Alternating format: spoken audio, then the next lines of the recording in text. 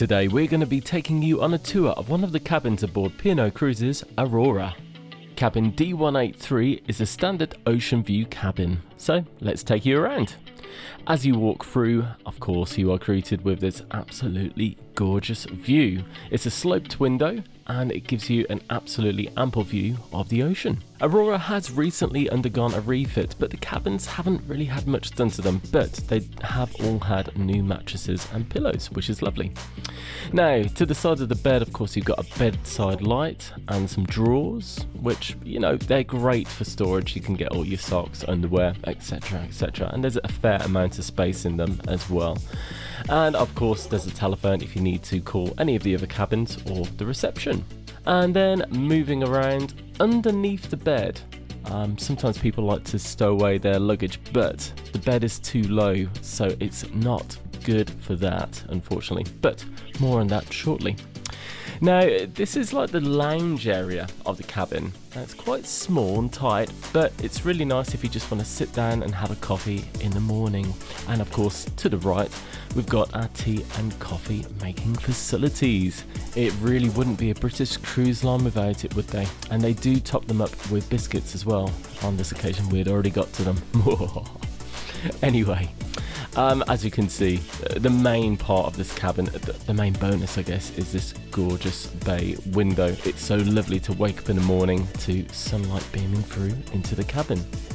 Now we've got this really nice little desk area. It's nice and neat, somewhere to keep all your papers, or if you've got any work to do, it's really handy for that. And there's also a nice big mirror here. Now there's also a UK plug. Now bear in mind, in the whole cabin there's only two plugs. There's this one and also this one up here that's hiding behind the TV.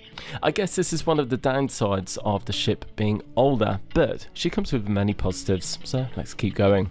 So this is a TV. We didn't have a lot of luck with this. A lot of the channels didn't work, so bear that in mind. Now over here we have the safe. It's not a huge safe, you're not going to get a laptop inside it, but it is handy for things like passports, cameras, wallets, keys, that kind of thing. Now just beneath we've got the fridge, which of course is for cooling drinks. This used to be a mini bar, and we're really glad to see that they've taken the drinks away so you can just use it as a fridge as you go, just in case you get any drinks from the shops or so forth. Then you've got lots more drawers, which is really, really good. You know, ships nowadays don't always come with lots of storage, so it was really good to see aboard this slightly older ship. Now, more about the storage. As you can see, you get these huge wardrobes. They are absolutely massive. Now, because we didn't have space underneath the beds for the cases, these worked very well. If you've got like long dresses, that kind of thing, it could cause a bit of a problem, but for us, it was great. It was never a problem in terms of storage. Now, next to the bathroom door, you've got this nice full-length mirror, which is great. And the light switch here is for the bathroom, and of course, leading into the bathroom. Now, this is really where the actual cabin shows its age, in my opinion. Now, it's perfectly serviceable, but it's got, I suppose, a very dated kind of pink look to it. It is clean, but the bath did show signs of wear and tear at the bottom. It's very scratched and scuffed.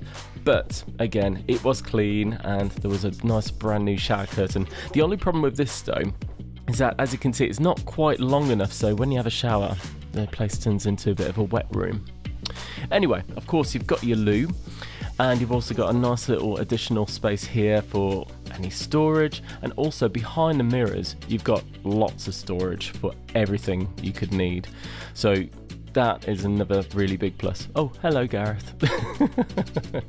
But you know what, in terms of space, it was a really nice bathroom. The shower itself, it wasn't great, the pressure was quite low, but all in all, it was a nice enough facility. It was absolutely serviceable, so it wasn't a problem. It was nice and bright as well, which is always good.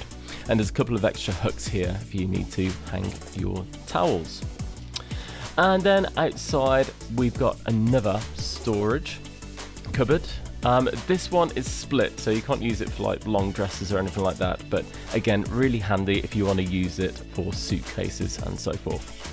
And then we've got the light switches to control the main lights in the cabin, and also the little magnet thing here, so if you want the guys to make up your room after you go, that's what you put outside. Now this is the AC and heating unit.